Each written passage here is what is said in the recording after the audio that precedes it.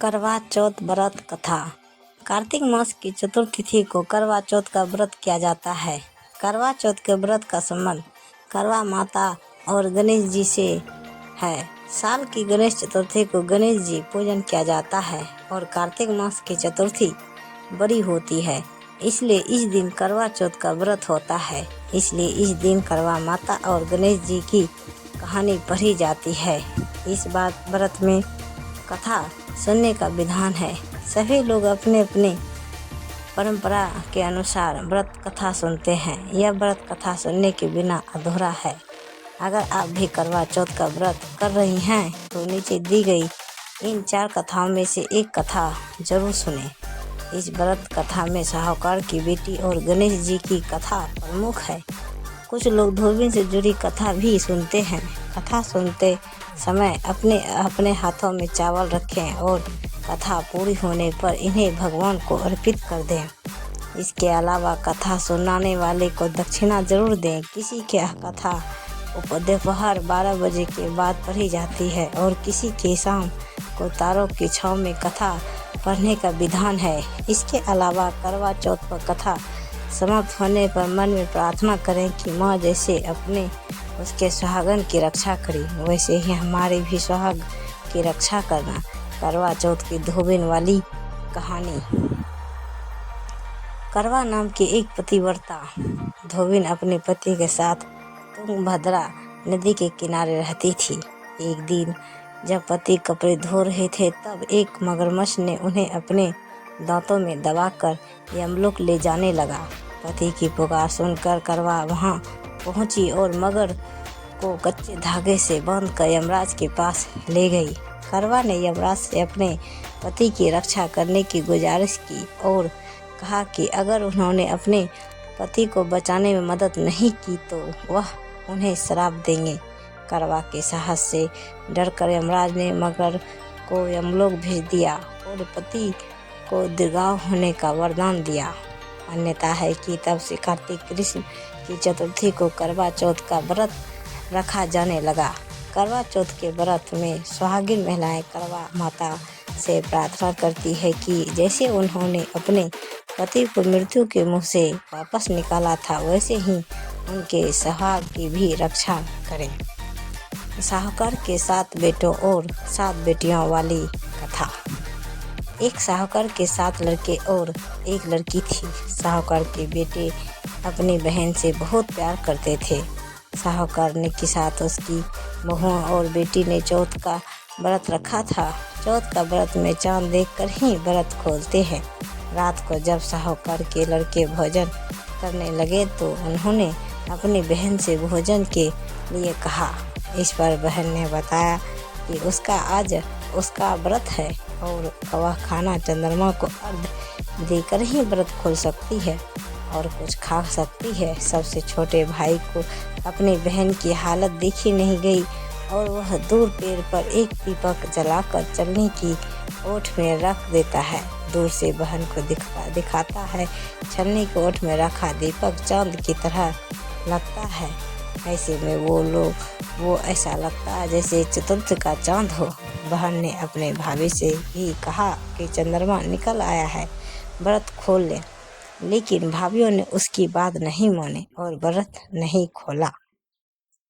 तभी करवा चौथ व्रत सुने गणेश जी की यह कहानी। बहन को अपने भाई की चतुराई समझ में नहीं आई और उसे देख कर करवा उसे अर्घ देकर खाने का निवाला खा लिया। जैसे ही वह पहला टुकड़ा मुंह में डालती है उसे छींक आ जाती है।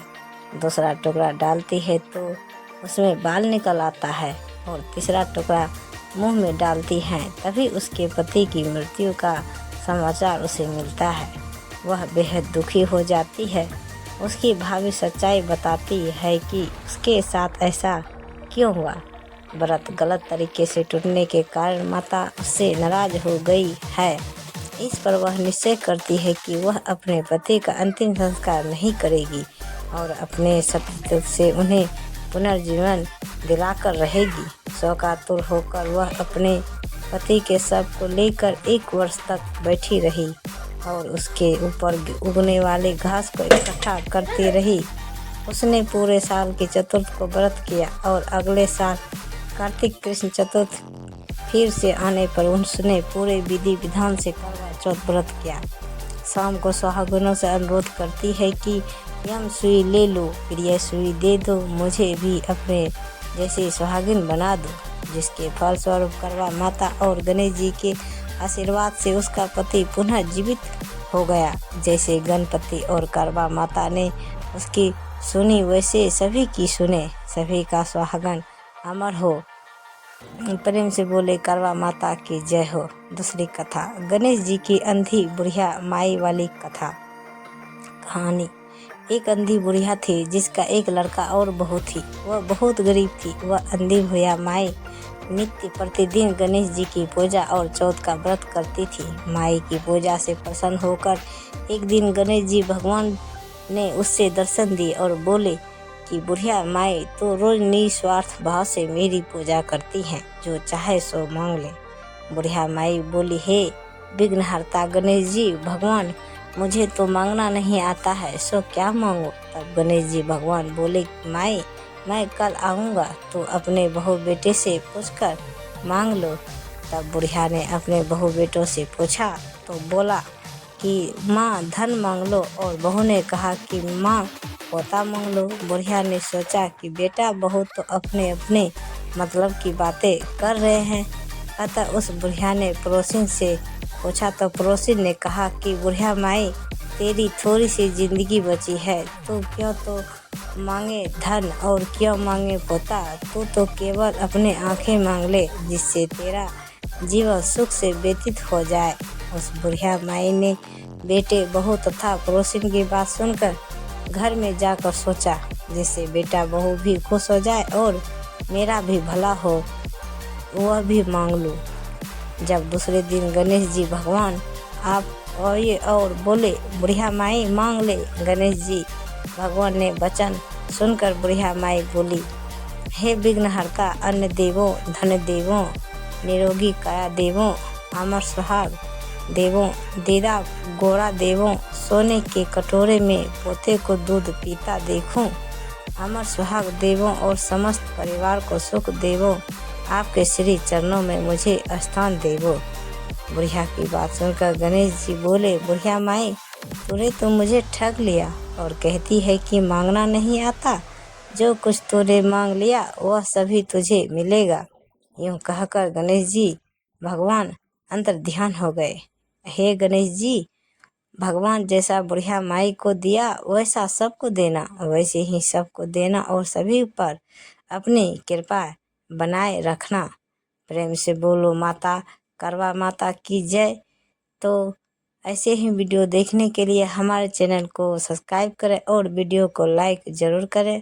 धन्यवाद। तो गाइज मिलते हैं अगले वीडियो के साथ, तब तक बाय बाय गाइज।